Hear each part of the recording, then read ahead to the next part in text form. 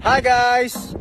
Magandang hapon sa ating lahat. Shoutout sa lahat ng kababayan nating taga Vancouver, Canada. Nandito na po kami ngayon sa Vancouver. So for today's video is sahod and drunk reveal. Sabi nila.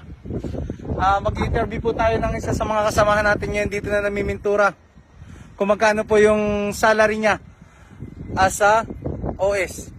Sir, magandang hapon po. Ano dito yung Hey guys, wala yan. Sir, magtatanong lang ako, sir. Magkano po bang sinasahod ng isang OS sa barko? Dito sa barko niya, sir? Ako dito, OS1 ako, pero ang sahod ko, 1137. Mamatay? Mamatay. Maputulan ng bayag? Matanggal pa ang bayag.